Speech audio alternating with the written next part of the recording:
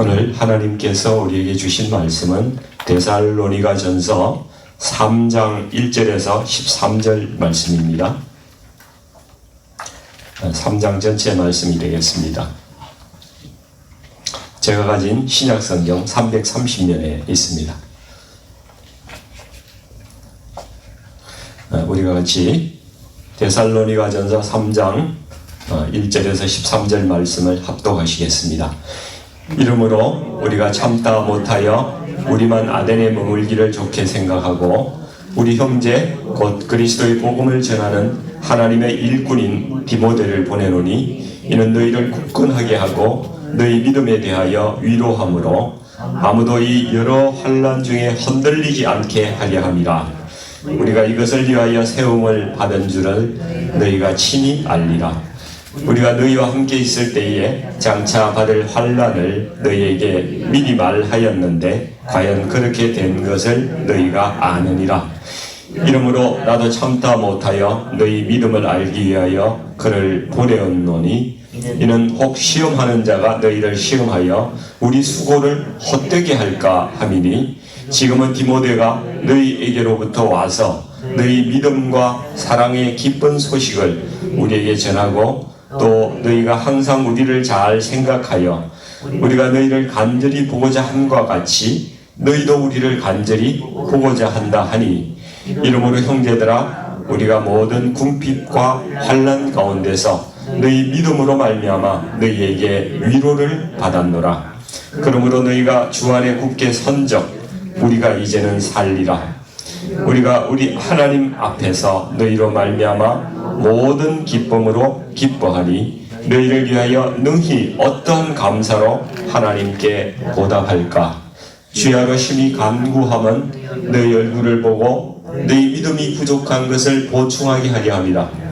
하나님 우리 아버지와 우리 주 예수는 우리 길을 너희에게로 갈 수 있게 하시오며 또 주께서 우리가 너희를 사랑함과 같이 너희도 비차감과 모든 사람에 대한 사랑이 더욱 많아 넘치게 하사 너희 마음을 굳건하게 하시고 우리 주 예수께서 그의 모든 성도와 함께 강림하실 때에 하나님 우리 아버지 앞에서 거룩함에 험이 없게 하시기를 원하노라. 아멘.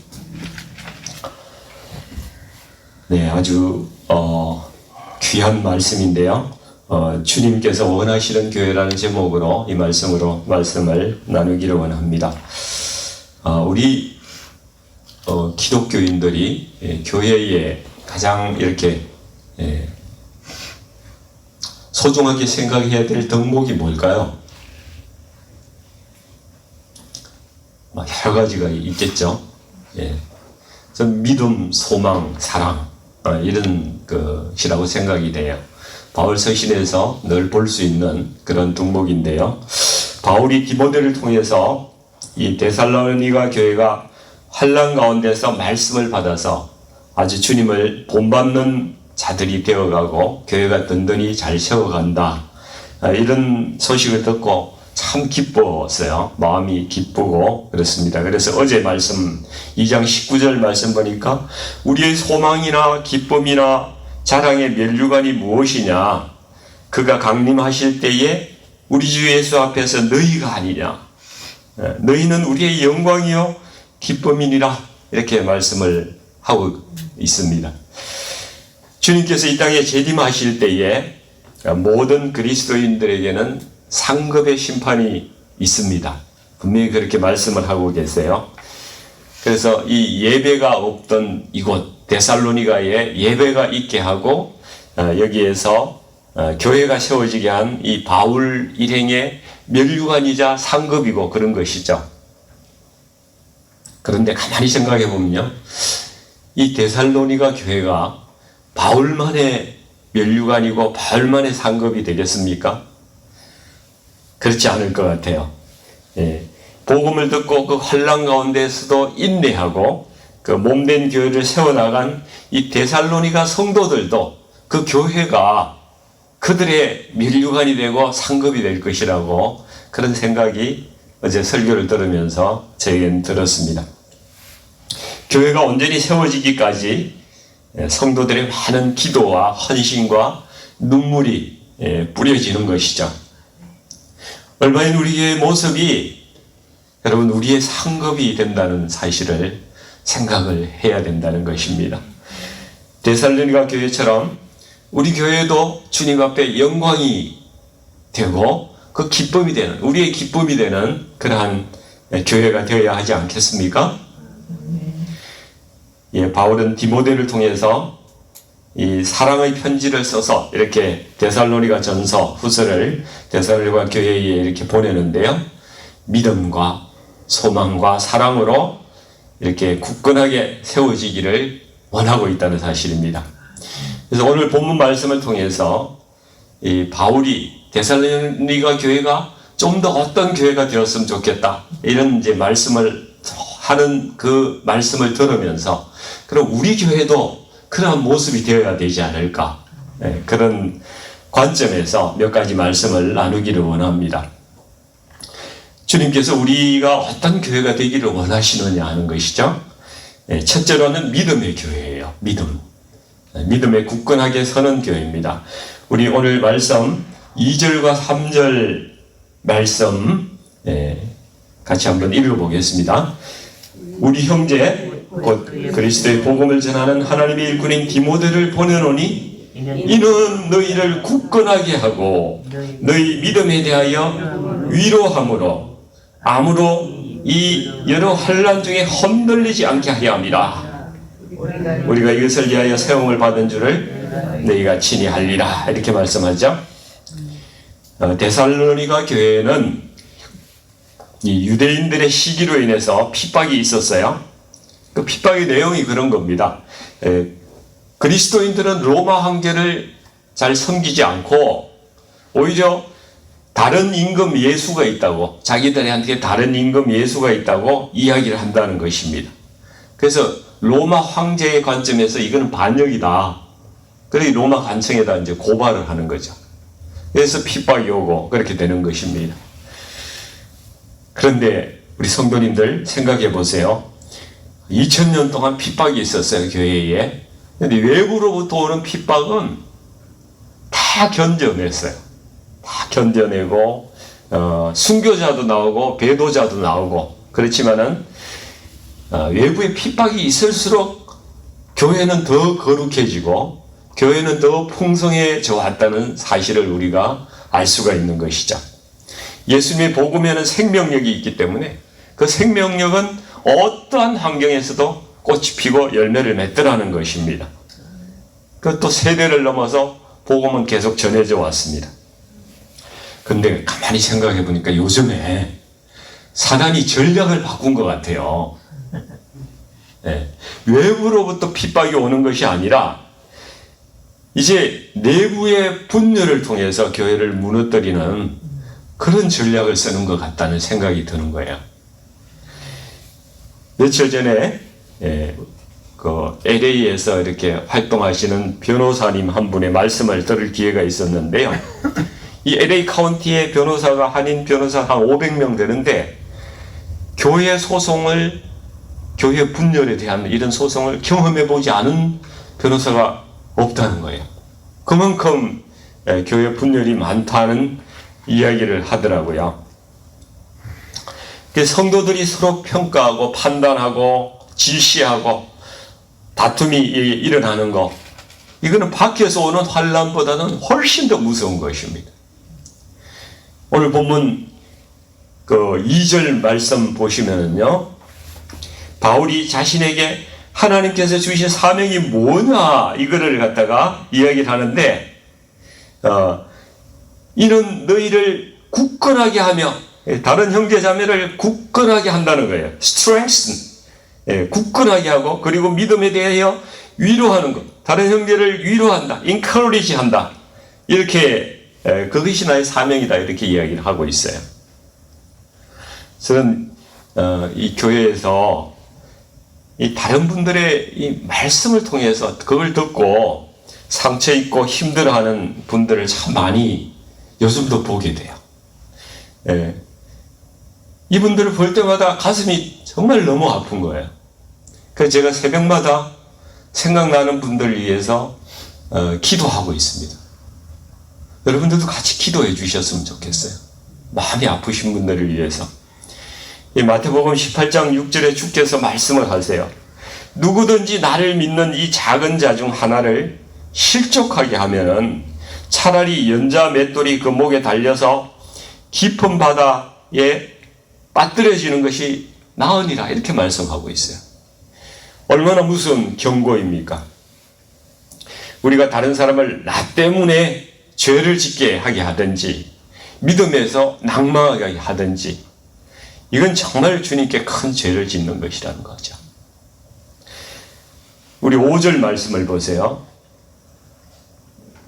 이므로 나도 참다 못하여 너희 믿음을 알게 하여 그를 보내었나니 이는 혹 시험하는 자가, 이 사단이에요, 사단. 시험하는 자가 너희를 시험하여 우리 수고를 헛되게 할까 함이니, 교회가 무너질까 항상 노심초사하는 거예요. 우리가 정말 가만히 보면 사단은요, 늘 교회를 무너뜨리려고 하는 시도를 한다는 것입니다. 그래서 우리가 알지도 못하는 사이에 내가 하는 말 한마디 때문에 다른 사람을 무너지게 하고요, 내가 사단의 도구가 될 수가 있다는 거예요.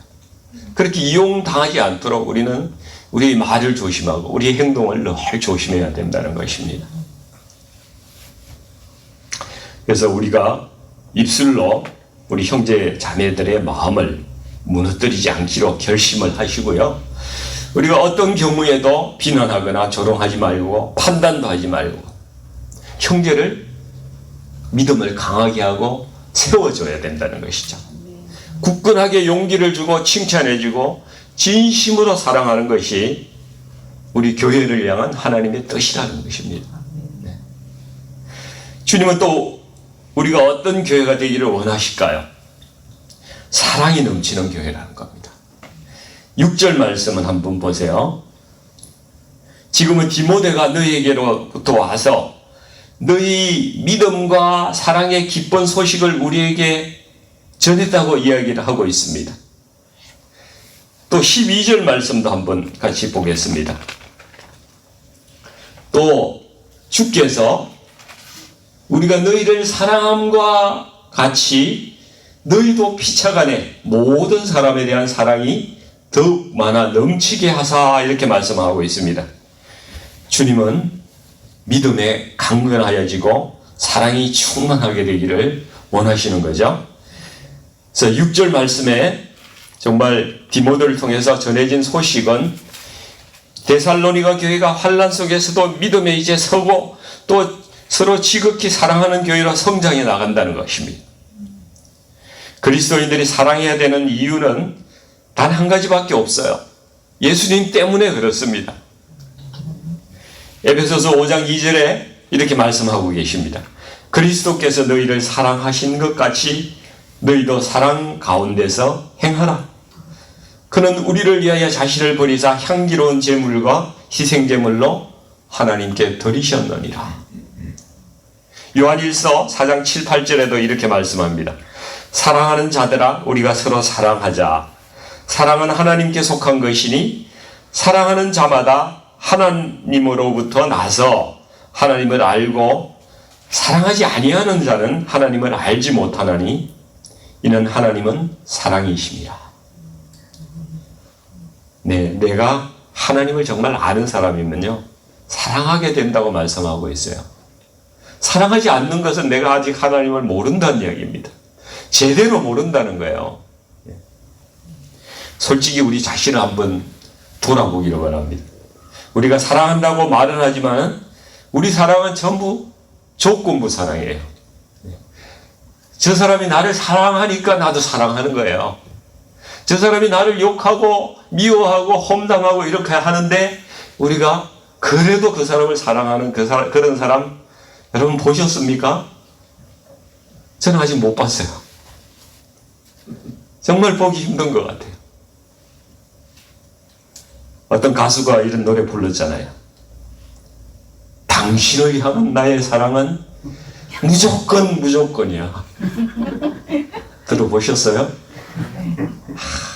너무 우리 찬송가 같아요.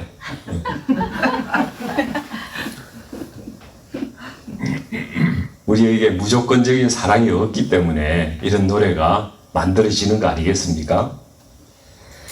우리 능력으로는 도무지 누구를 사랑할 수 있는 존재가 아니에요.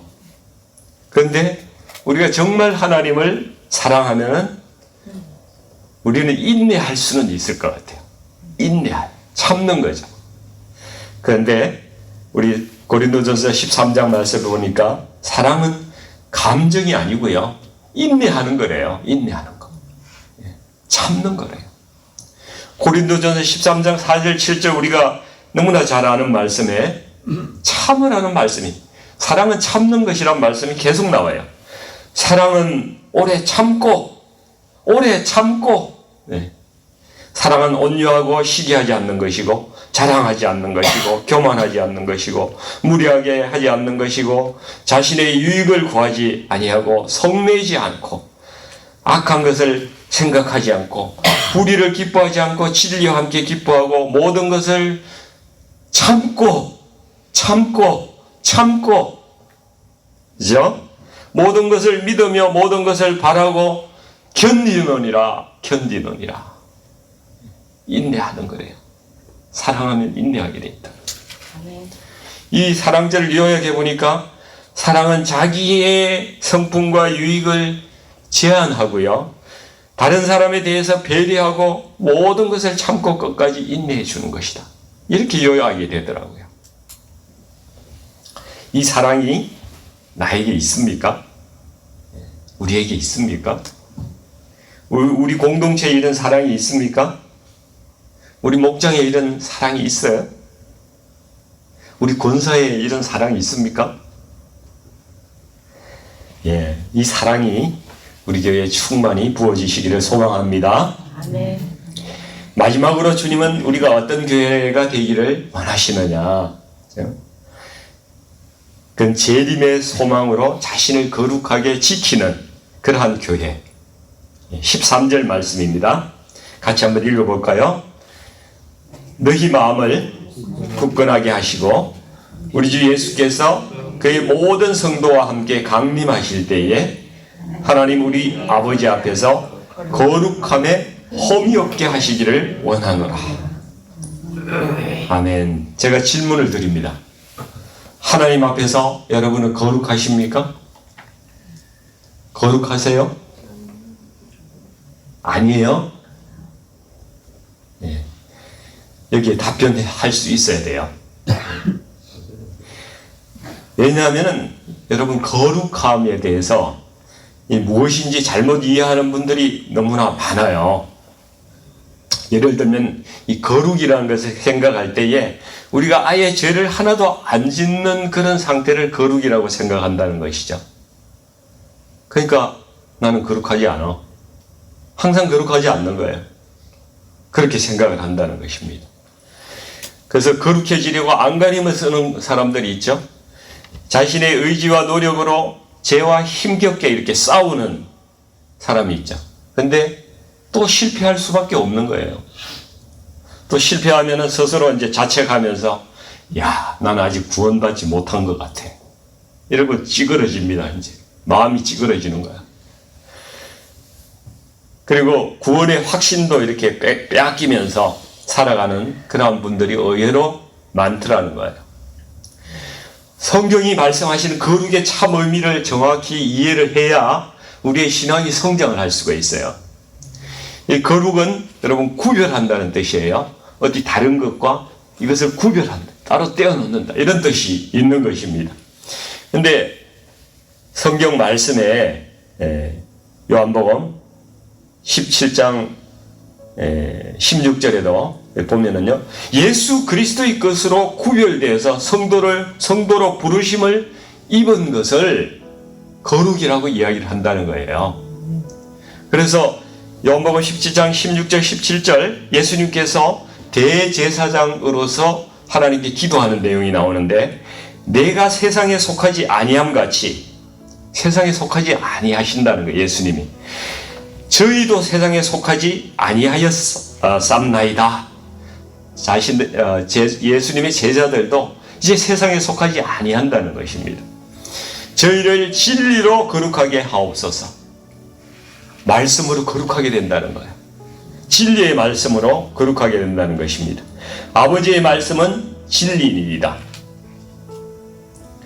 그러니까 예수 그리스도의 진리의 말씀으로 이 제자들이 구분되어서 성별되어서 진리에 속하게 된 것을 두고 거룩하게 되는 것이라고 말씀을 하셨다는 것입니다.